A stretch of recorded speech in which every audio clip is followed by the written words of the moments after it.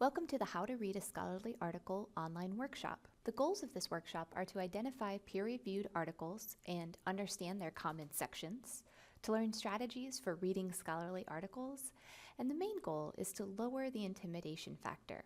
So sometimes when we have scholarly articles to read, it can be really overwhelming because they're full of jargon and they're very lengthy. So hopefully some of the strategies that you learn from this workshop will help lower that intimidation factor in the long run.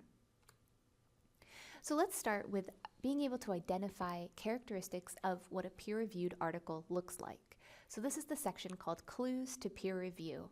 If an article doesn't have these things, chances are it's not a peer-reviewed scholarly journal article. So the first clue is the article's title.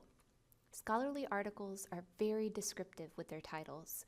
For example, Binge Drinking in and Out of College, an examination of social control and differential association on binge drinking behaviors between college students and their non-college peers. The title is lengthy and very specific and descriptive. On the other hand, a popular article title would be short and catchy, something like Why Colleges Haven't Stopped Binge Drinking. That type of article title you'll find in a popular news or magazine. Clue number 2, the authors and their credentials. So scholarly article authors often have a degree, whether that's a PhD or an MS or BS, in that related field. And they're often affiliated with an academic institution or research center. Popular articles often are professional writers. They may have a degree in journalism or a related field, and they'd be affiliated with a newspaper or magazine. So that's the main difference between authors. Clue number 3 is the article's length. Scholarly articles are lengthy, 5 to 7 pages at a minimum. Average probably is around 10 to 15 pages. Popular articles tend to be much shorter in length, maybe several paragraphs, maybe several pages, but certainly they're going to be a lot shorter than a scholarly article. Clue number 4, look for references. Scholarly articles will have lengthy reference lists at the end of the article. There's an example on the screen here for how you might see those references listed.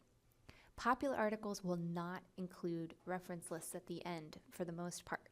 Most of the time, if an article is referencing something else, it will likely just be hyperlinked within the article rather than having a reference list at the end. Clue number 5 is the sections. Peer-reviewed scholarly articles often have different sections like an abstract, introduction, literature review, methods, results, conclusions and discussion, and then the reference section. Note, not all articles have these exact sections, but these are examples of what you might see and what are common to see. So the common scholarly article sections, and again, this is just for the sciences and social sciences primarily. The abstract provides a concise summary of the research, including its purpose, significant results, and implication of the results. The abstract is solid gold. If you take a second, look at this abstract. This is the one from that original title at the beginning. It's got a really short introduction. Excessive drinking behavior is a common problem on college campuses, and it goes on to explain why they did their research, and it even lists in that last sentence that both groups are at risk for experiencing the negative consequences of alcohol use, and reduction efforts need to target peer groups. So they've actually put significant results right in the abstract. The abstract is going to be the most important thing that you read from a scholarly journal article. Keep in mind, it is not good practice to quote from an abstract. The abstract really is a summary of the research, so if you want to pull quotes from that article, you'd have to go more in depth into the article. Next is the introduction and literature review. The introduction to a scholarly article describes the topic or problem that the authors researched. The introduction may also describe the relevance or importance of the research question. The literature review functions a little bit differently. What it does is describes any previous research or discussion that's been published on that topic. So a literature review is the best place to go in the paper if you just need background information or if you want to know what other scholars have written about in comparison to the article that you're reading. Methods. This section of the article is pretty straightforward. It describes the procedures or methods that were used to carry out the research study. Perhaps the methodology was a focus group or a survey given. Maybe it was an observational study. The methodology the authors follows will vary according to discipline. Results. This section gives all the data that was collected as a result of the research. Typically, results are reported in statistical terms, often in the form of tables and charts and graphs. The discussion and conclusion section of an article is very important. A scholarly article always ends with a conclusion where the authors summarize the results of the research. So the results are the data themselves, whereas the discussion and conclusion is the summary of the results. The authors may also discuss how their findings relate to other scholarship or encourage other researchers to extend or follow up on their work.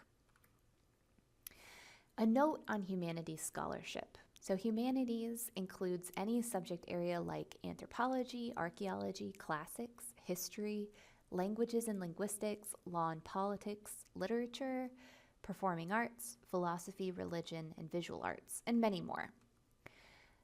A lot of times humanities scholarship is more free form, and they may not follow the formal section structure that I just showed you previously. Rather than methods and results, oftentimes the authors use primary source material and texts to support their argument throughout the paper. Here are some strategies for reading. Note, you do not have to read the entire article in order. In fact, all of your professors, anybody who does a lot of scholarly reading will tell you the same thing. You don't have to read the entire article in order. It can be very lengthy and overwhelming to do it that way. Instead, first read that abstract. If the abstract fits within your research, go ahead and jump down to the discussion and conclusions. Because those are really the most important things of a paper, would be first reading the abstract so you can see exactly what the authors were getting at, and then you can just jump right down to the discussion and conclusions and read about what they learned. From there, I'd recommend circling back up to read the introduction and literature review so that you have a good background on the topic. And finally, if the article fits within your research, you could read the whole thing. A really good tip is don't forget to look at the references at the end. They can be really helpful, and you can look for the articles listed in a reference section to help build up your own research. Some more strategies. Take notes as you go. The worst thing is when you forget what page or where you got a quote from. So go ahead and anytime you pull an interesting quote from an article, write down the page number and the author that it came from. Keep some critical questions in mind as you read. What specific topic is the researcher studying? What is already known about the topic? Do you agree with what the author is saying? Does what the author say agree with what other information that you found on the topic says? And then go ahead and read the article twice. So now it's your turn. Take a few minutes. There's some buttons below this video on the online workshop page that allow you to look at different disciplinary research. Research in different disciplines looks very different, so a history article is going to look very different than an environmental science article. So go ahead and take a look, or maybe look at disciplinary research in your own academic discipline. If you have any questions at all, don't hesitate to contact the library. We are always here to help.